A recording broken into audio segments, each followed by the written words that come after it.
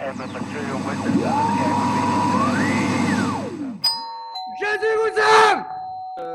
vous explique un peu le truc en fait.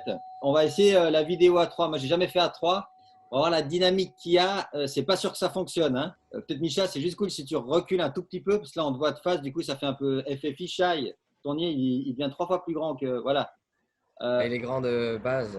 Ah merde, je suis trompé. Ok.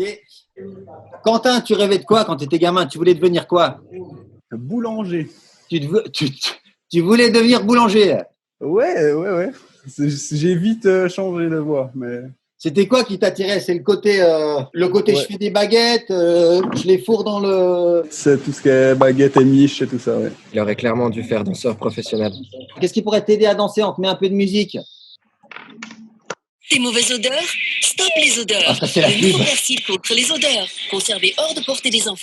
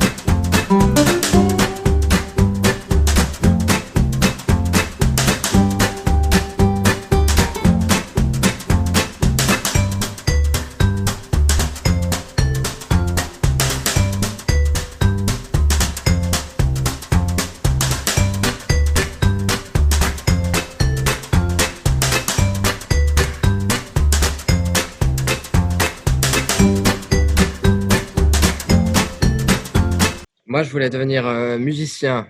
Donc, guitariste, ça, je le fais en passe-temps.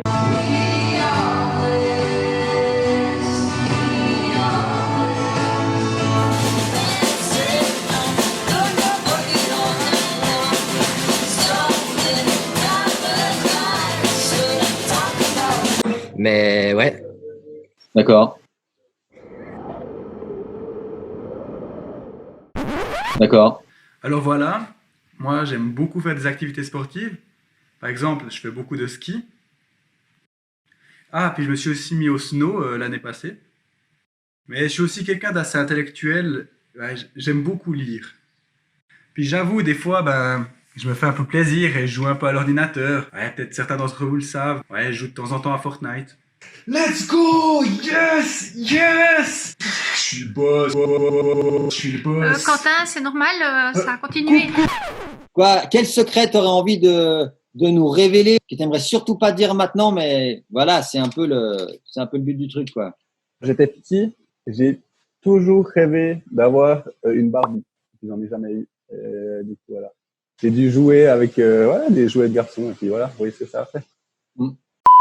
Ok. Isha, quels sont les conseils que tu donnerais à tous les jeunes qu'on connaît qui sont là, qui terminent l'école obligatoire, puis qui réfléchissent, pour la suite, qu'est-ce que je vais faire? le premier conseil que je donnerais, c'est vraiment de faire un travail sur soi-même. Qui je suis, qu'est-ce que j'aime faire, quels sont aussi mes dons, quels sont mes talents, et de voir en fait comment je peux justement mettre à profit ce que j'ai en moi. Deuxième chose, je pense, c'est de discuter avec les amis, avec la famille, avec justement des gens qui sont dans les métiers qui nous intéressent, de voir si le métier qui nous intéresse, il y a quelque chose en fait qui nous parle au cœur, quoi. Et puis troisième conseil, c'est de prier, c'est de demander aussi vraiment, de demander la prière aussi de nos amis, nos familles, trouver des gens proches qui peuvent nous aider à trouver cette vocation aussi de la part de Dieu. Qu'est-ce que tu rajouterais à ce que vient de dire Micha? Bon, ça s'est fait.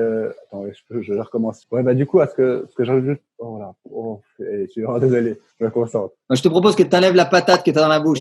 J'ajouterais encore juste de prendre son temps, faire les choses comme il faut, ne pas se stresser parce que je sais pas, on a bientôt l'école obligatoire qui se finit ou bientôt le lycée qui se finit et du coup pas se mettre une pression monstre. Ouais, peut-être sauter aussi dans quelque chose qui nous convient pas, se renseigner, parler, discuter autour de nous pour avoir des bons conseils. Et Quentin, il y a quand même quelque chose d'étonnant, c'est que c'est un de ces bordels derrière toi. Il y a un bordel. C'est ma mère qui a pris des études et puis du coup c'est Ma mère, ouais. travailler.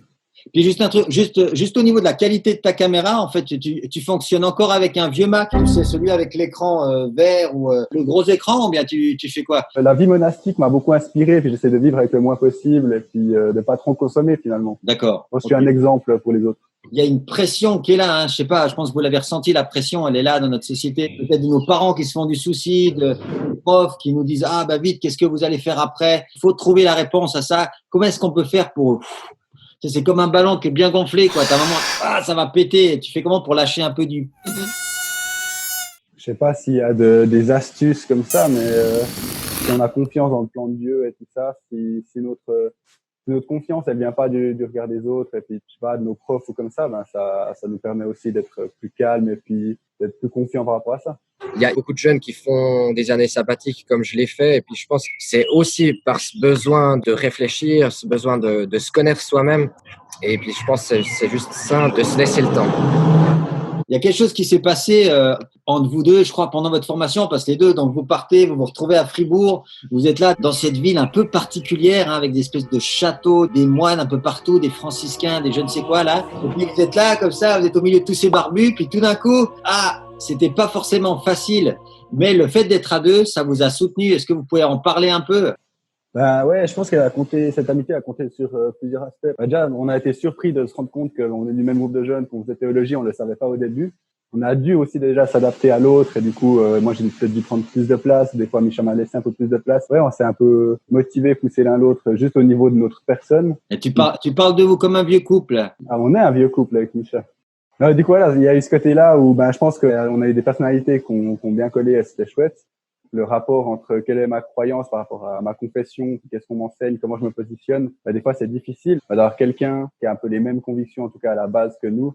Ça nous permet d'avoir aussi peut-être des fois un pilier auquel se raccrocher et puis aussi pouvoir discuter et puis partager sur ses doutes, sur ce qui nous questionne et puis d'avoir un autre avis finalement, de pas se sentir tout seul là-dedans. Moi, je pense que la première chose pour se soutenir entre amis, c'est que ça doit venir de moi. Moi, j'ai envie de partager quelque chose quand quelque chose me pèse, quand je comprends pas une situation dans ma vie, ou bien quand on a un conflit aussi entre amis. Ça doit venir de moi. On a souvent cette idée contraire où on attend que l'autre, il vienne vers nous et puis soit il s'excuse, soit il voit qu'on a ce poids sur notre cœur. Ouais, je pense que plus on passe du temps avec les gens, plus on voit aussi comment ils fonctionnent. Puis je pense qu'avec Micha, ça nous a pris beaucoup de burgers, puis beaucoup de café pour se connaître. C'est terrible parce que les deux, vous avez choisi théologie. Puis quelque part, quand tu choisis théologie, pour les gens, t'es croyant, la foi est là, c'est bon. C'est à vous de donner des conseils aux gens, c'est à vous de prier pour les gens. Mais vous aussi, vous pouvez passer par des moments difficiles, de doute. Comment est-ce que tu vis cette tension-là, l'attente des gens par rapport à vous, Micha? Que ce soit face à des non-croyants ou des croyants, en tant que personne étudiant la théologie ou futur pasteur, ils te mettent effectivement sur un piédestal. Et pour ça, je dirais que c'est vraiment cool d'avoir une relation comme celle que j'ai avec Quentin. Finalement, on peut vraiment se retrouver, se mettre à nu devant l'autre, être transparent, donc, qu'on soit clair. Mais ouais, je dirais que pour moi, c'est ça qui m'encourage en fait toujours à revenir aussi à Quentin. Faut toujours revenir à Quentin, quoi. C'est la clé. Se mettre à nu, donc vous vous baladez en peignoir ensemble, c'est ça? Même si on fait théologie, tu ne peux pas passer à côté de ta relation avec Dieu. Puis relation avec Dieu, c'est quoi? Ouais, c'est ça, c'est tout le temps qu'on passe où on apprend vraiment à, je dirais presque aimer Dieu. En théologie, on apprend à le connaître. Est-ce qu'il y a une citation que vous aimez?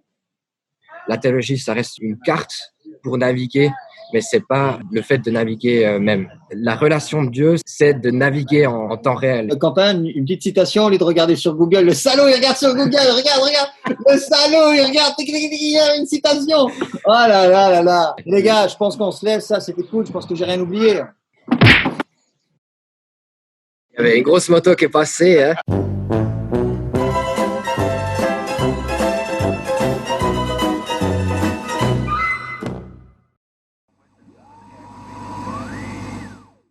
D'accord.